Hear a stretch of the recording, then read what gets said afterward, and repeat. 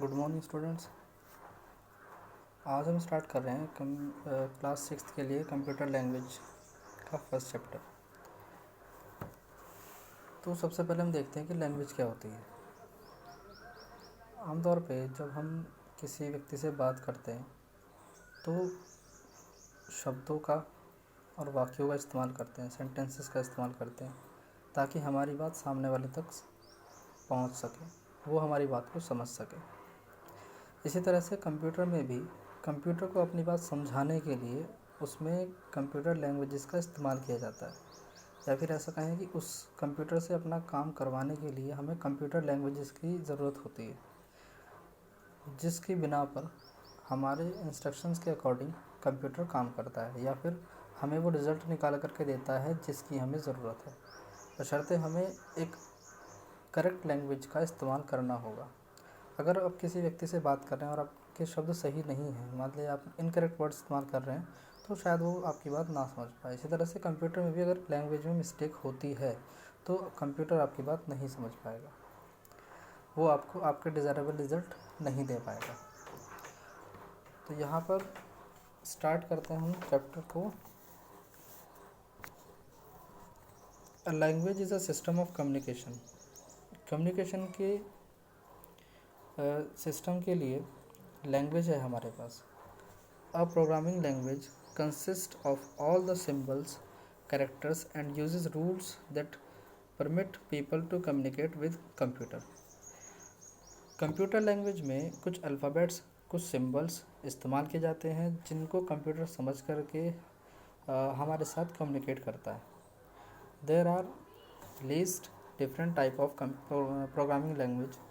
Some of these created to serve a special purpose controlling a robot, while others are more flexible general purpose tool that are suitable for many type of application.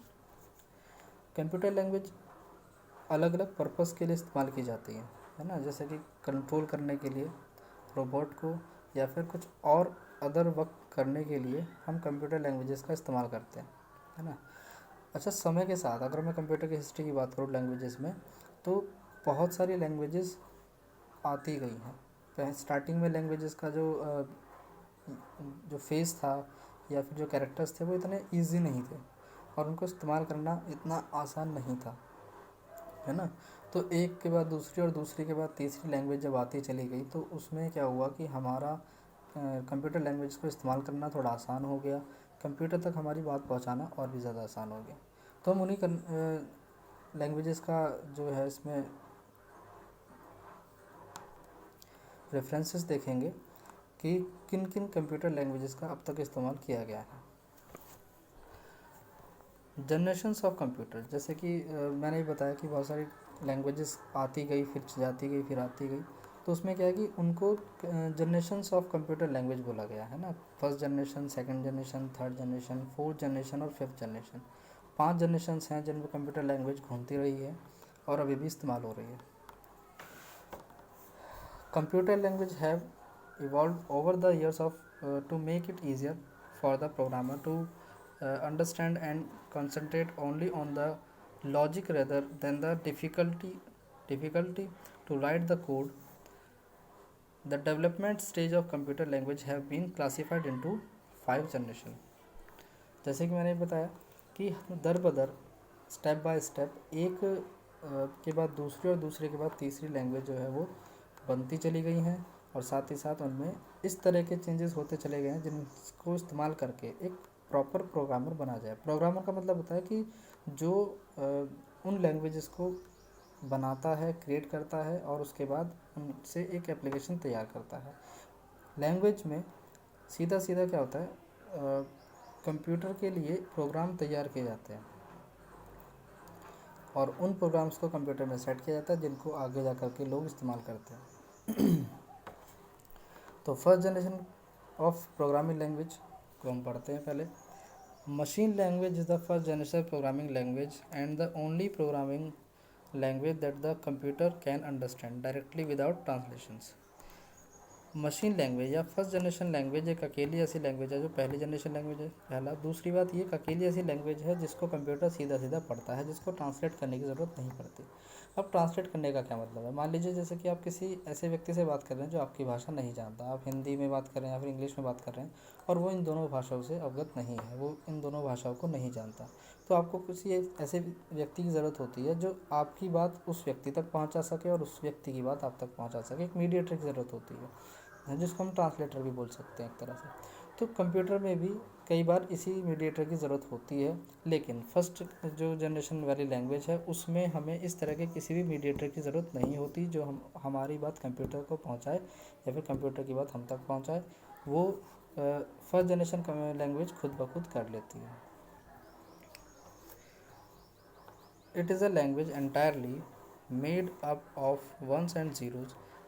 Machine language is said to be machine dependent, also called hardware dependent.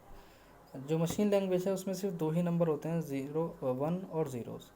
इसमें one और zero के इस तरह के code तैयार किए जाते हैं जिनको कंप्यूटर समझता है और फिर उसी तरह की आउटपुट देता है। इनको मशीन डिपेंडेंट या फिर हार्डवेयर डिपेंडेंट लैंग्वेज भी बोला जाता है। इसके कुछ फीचर्स हैं, जैसे कि in the computer first generation programmer had to use machine language because no other option was available. इनको प्रोग्राम इसलिए इस्तेमाल करते थे पहले क्योंकि इसके अलावा और कोई ऑप्शन नहीं था कंप्यूटर को हमारी बात पहुंचाने तक। उसके बाद machine language program have the advantage of very fast execution speed and efficient use of primary memory. Machine language जो है प्राइमरी मेमोरी के साथ, यानी कि जो हमारी रैम और रोम के साथ बहुत अच्छी तरह से एग्जीक्यूशन करता था, स्पीड के साथ बहुत फास्ट रिजल्ट दे सकता था। It is very tedious, difficult and time consuming method of programming. भले ये कितना ही फास्ट हमें देता, लेकिन उस समय अगर हम देखें तो ये जो लैंग्वेज थी इसमें बहुत सारे कोड लिखने पड़ते थे, जिस वजह से ये बहुत थकाने वाली लैंग्वेज होती थी, बहुत मुश्किल होती थी और इसमें टाइम बहुत ज़्यादा कंज्यूम होता था, इसमें टाइम ज़्यादा देना पड़ता था। Machine language is low level language since the programmer must specify every detail of an operation. A low level language require that the programmer have detailed knowledge of how the computer works. Machine language में क्या होता था कि एक तो एक चीज़ को detailed में बताना पड़ता है, मतलब एक एक चीज़ के लिए कोड लिखना पड़ता है ना।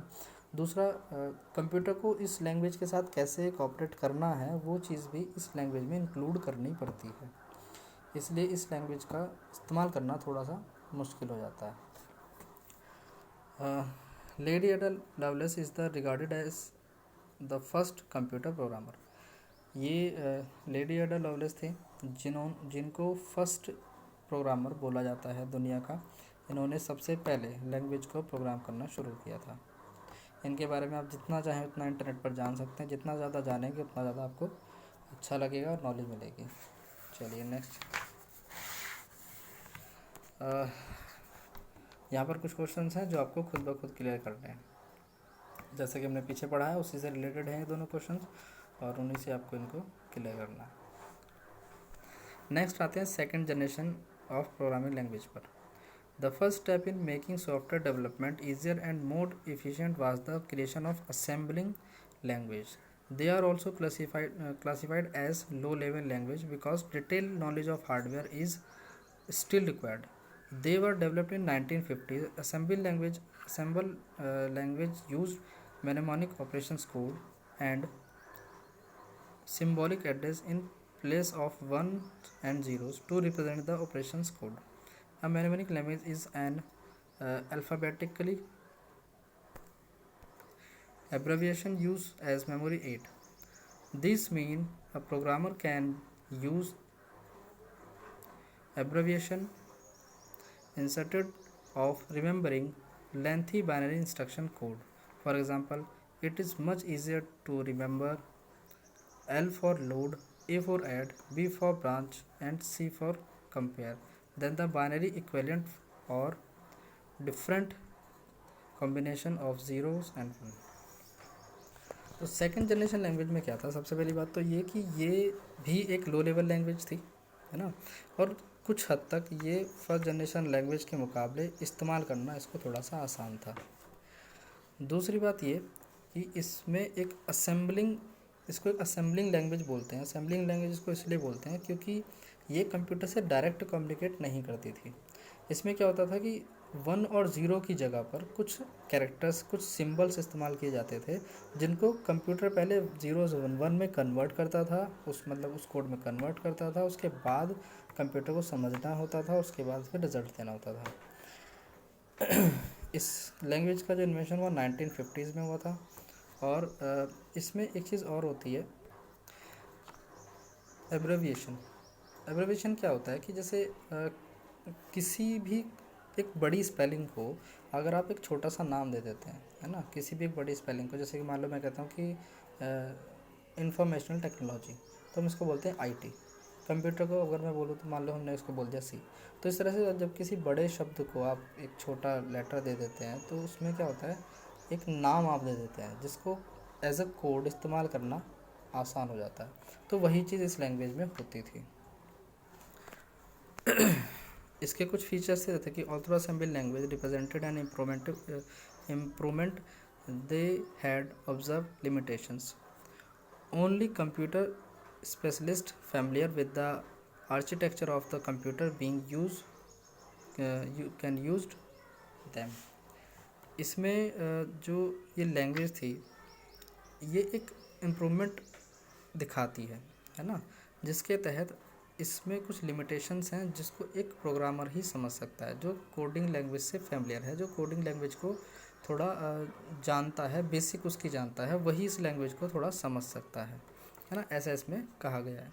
अगर किसी व्यक्ति को इस लैंग्वेज को समझना है तो पहले उसको कंप्यूटर लैंग्वेज की बेसिस को समझना होगा, उसके बाद ही वो इनका यूज़ कर सकता है। दूसरी बात ये कि कंप्यूटर का आर्किटेक्चर इस तरह का होता है कि उसी में इस लैंग्वेज को इस्तेमाल किया जा सकता है, और आमतौर पे इसको नॉर्मली, जैसे कि मान लो किसी बोलचाल की भाषा में इस्तेमाल करें तो वहाँ पर इसको इस्तेमाल नहीं कर सकते। Assemble language can are not easily converted to run on another type of computer because they are also machine dependent।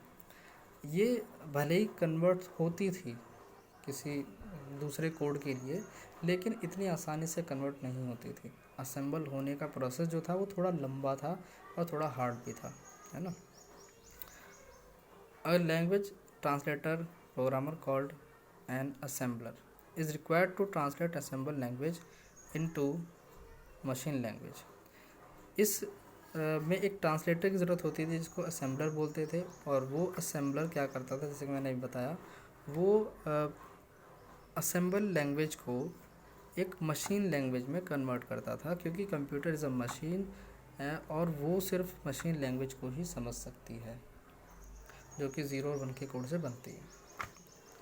चलिए नेक्स्ट चलते हैं। इसमें है third generation of programming language. Third generation language, also known as high level language, are very much like everyday text and mathematical formulas in appearance. They are designed to run on a number of different computers with few or no change। Third generation language क्या थी, इनको high level language बोला जाता था, short form में HLL बोलते हैं इनको। इसमें क्या होता था कि इनको नॉर्मल टेक्स्ट के फॉर्मेट में लिखा जाता था, जैसे कि हम मैथमेटिकल फॉर्मूले लिखते हैं इस तरह से। और साथ ही साथ इसमें एक चीज़ और भी थी कि एक बार में एक से ज़्यादा कंप्यूटर्स के साथ हम इसको इस्तेमाल कर सकते थे, जबकि सेकंड जनरेशन की जो लैंग्वेज है उसको हम एक ही कंप्यूटर में एक बार में इस्तेमाल कर सकते हैं, इसको स्विच नहीं किया जा सकता। लेकिन थर्ड जनरेशन लैंग्वेज के साथ ये हमारे पास बेनिफिट होता है एक तरह से कि इसको आप एक से ज़्यादा कंप्यूटर्स में इस्तेमाल कर सकते हो। जो कंप्यूटर में इस तरह की लैंग्वेज होती हैं उनके कुछ एग्जांपल हैं, जैसे कि फोर्टन लैंग्वेज है, एल्कोल लैंग्वेज है, कोबाल है। ये सब वो लैंग्वेज हैं जो थर्ड जनरेशन लैंग्वेज में आती है। सी और बेसिक पास्कल, सी बेसिक और पास्कल भी इसी तरह के थर्ड जनरेशन लैंग्वेज। इसके कुछ फीचर्स हैं। Most high level language are considered to be procedure oriented or procedural language, because the programmer instruction complex list of step procedures that tell the computer not only what to do but how to do. इस language में क्या होता था कि ये language computer को ये भी बताती थी कि कंप्यूटर को क्या काम करना है और साथ ही साथ ये भी बताती है कि कैसे करना है ना। इसलिए इनको क्या बोलते हैं, प्रोसीजर ओरिएंटेड बोलते हैं। इसमें प्रोसीजर को बढ़ाने का काम इस लैंग्वेज का है। यही लैंग्वेज बताती है कि कंप्यूटर को किस तरह से काम करना है और क्या काम करना है। The programmer depend less time in developing software with a high level language than with assemble or machine language because fewer instructions have to be created. जो मशीन लैंग्वेज है और असेंबल लैंग्वेज है उनके मुकाबले जाहिर सी बात है थर्ड जनरेशन लैंग्वेज में टाइम कम लगता था किसी भी काम को करने में या फिर किसी भी तरह के सॉफ्टवेयर को डेवलप करने में, इसलिए इनको स्पीड लैंग्वेज एक तरह से बोला जा सकता है। Two type of language translator and use with high level language compiler or interpreters to convert HLL to machine language। यहाँ पर क्या होता है कि ट्रांसलेटर का इस्तेमाल किया जाता है जिससे इस लैंग्वेज को एक दूसरी लैंग्वेज में कन्वर्ट किया जा सके जिसको कंप्यूटर आसानी से समझ सके, और जिन ट्रांसलेटर का इस्तेमाल किया जाता है उनको कंपाइलर और इंटरप्रेटर बोलते हैं। कंपाइलर और इंटरप्रेटर का इस्तेमाल करके HLL means high level language को मशीन लैंग्वेज में कन्वर्ट किया जाता था। Interpreter translate line by line but compiler translate the whole program at once.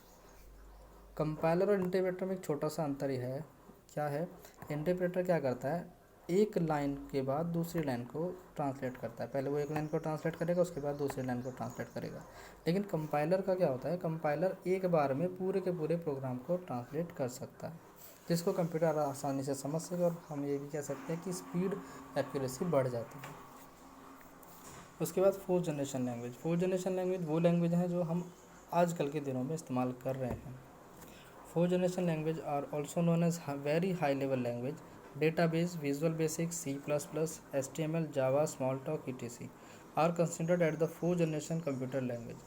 तो ये वो लैंग्वेज है जो हम आजकल इस्तेमाल कर रहे हैं। कौन कौन सी लैंग्वेज है, डेटाबेस है, विजुअल बेसिक है, C++ है, HTML है, जावा है, स्मॉल टॉक है ना। इनको फोर्थ जनरेशन लैंग्वेज बोलते हैं। ये इनके आइकन्स हैं जो आप देख सकते हैं, और उनके बारे में कंप्यूटर में नेट पे जितना ज़्यादा सर्च करें उतना अच्छा है, आपको समझ में ज़्यादा आएगा। तो वेरी हाई लेवल लैंग्वेज है। इसके फीचर हैं, they are non procedure language, so name because they also program and use to specify what the computer is supposed to do without have to specify how the computer is supposed to do it। इसमें क्या है कि इसको एक non procedure language बोला जाता है। क्यों बोला जाता है, क्योंकि इसमें कंप्यूटर को ये बताने की ज़रूरत नहीं पड़ती कि कंप्यूटर को इस लैंग्वेज को समझ के कैसे काम करना है। जैसे कि थर्ड लैंग्वेज में मैंने बताया कि उसमें हमें बताना पड़ता है लैंग्वेज के साथ कि अब कंप्यूटर को क्या करना है और कैसे करना है, लेकिन इसमें ऐसा कुछ नहीं था। इसमें क्या होता है, कंप्यूटर लैंग्वेज जैसे हम इनपुट करते हैं तुरंत ही कंप्यूटर उसको एज अ टास्क और डेवलपमेंट के पाथ पर डाल देता है। Fourth generation language allow user और non computer professional to develop software because they are much easier to use than the third generation language. जैसे कि हमें पता है जैसे जैसे जनरेशन बढ़ती है वैसे वैसे ही कंप्यूटर की लैंग्वेज को इस्तेमाल करना और भी ज़्यादा आसान हो जाता है। तो इसमें ये यही कह रहा है कि फोर्थ जनरेशन यूज़र्स को और भी ज़्यादा ईजियर वे अलाउ करती है थर्ड जनरेशन, सेकेंड जनरेशन और फर्स्ट जनरेशन के मुकाबले। Next is fifth generation of programming language. Natural language represents the next step in the development of programming language is that fifth generation language. The text of a natural language statement very closely resemble human speech. Natural language जो है वो computer के साथ इस तरह से मतलब इस तरह से डेवलपमेंट करती है कंप्यूटर के अंदर जैसे कि कोई ह्यूमन अपनी नॉर्मल भाषा के इस्तेमाल से करे। These languages are also designed to make the computer smarter. Natural language already available for microcomputer include Cloud, Q&A, and Survey Retriever for use with database and HAL Human Access Language. इसमें क्या होता है कि इनको natural language बोला जाता है. ये कंप्यूटर को स्मार्ट वर्कर बना सकती है. एक तरह से अगर मैं कहूँ सीधे शब्दों में स्मार्ट वर्कर बना सकती है. और इनमें कौन कौन से एग्जांपल आते हैं? क्लाउड, Q&A, सर्वे रिट्रीवर. और एक आता है हमारा ह्यूमन एक्सेस लैंग्वेज. इसको ह्यूमन एक्सेस लैंग्वेज का भी एक रूप माना जा सकता है.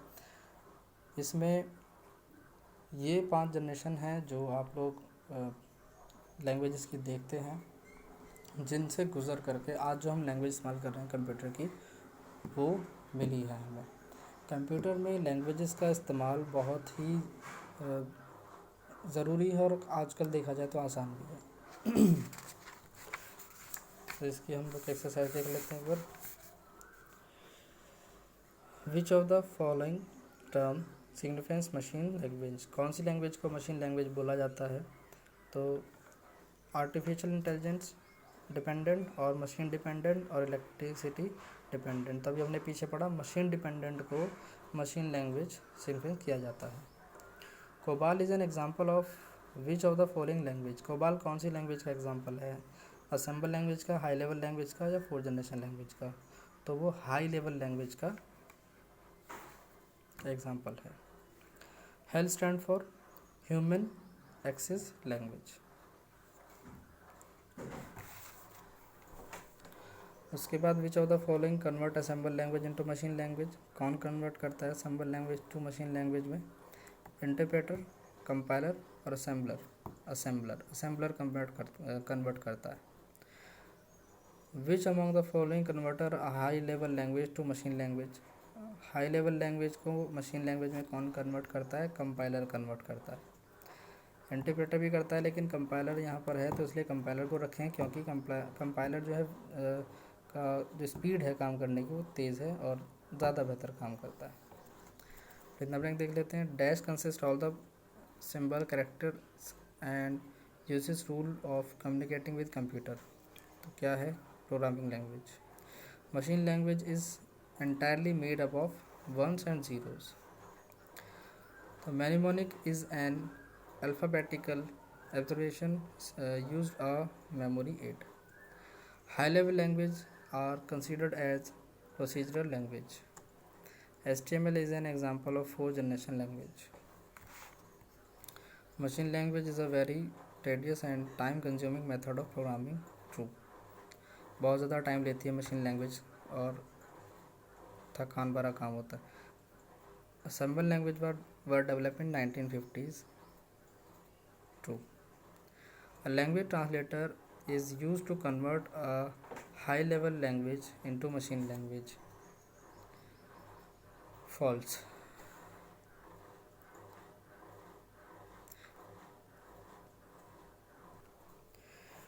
इसको आप ट्रू कर लेंगे. जो लैंग्वेज ट्रांसलेटर है, क्योंकि इसमें कंपाइलर होना चाहिए था पहले मेरे हिसाब से, क्योंकि अब कंपाइलर भी एक लैंग्वेज ट्रांसलेटर है, इसलिए हम इसको क्या रखेंगे? ट्रू रखेंगे. 5th generation language are design to make language processing more complex. False. Compiler is a translator program. True. इसके जो क्वेश्चन आंसर्स हैं उसके लिए आपको PDF मिलेगी, उसमें ये बुक वर्क भी मिलेगा. ये बुक वर्क और PDF दोनों ही आपको PDF में मिल जाएगी. तो इस चैप्टर को आपको पूरा अगर पढ़ सकते हैं तो पूरा पढ़ेंगे, नहीं तो उसको थोड़ा थोड़ा करके पढ़ेंगे. उसके बाद एक चीज़ की एक्सरसाइज करेंगे और लगभग 3 से 4 दिन बाद आपको नेक्स्ट चैप्टर मिल जाएगा. तब तक आप इसको अच्छी तरह से समझेंगे और इसकी बुक एक्सरसाइज करेंगे, और अगर टाइम आपका मिलता है तो आप इसको लर्न भी करेंगे. चलिए मिलते हैं नेक्स्ट क्लास में.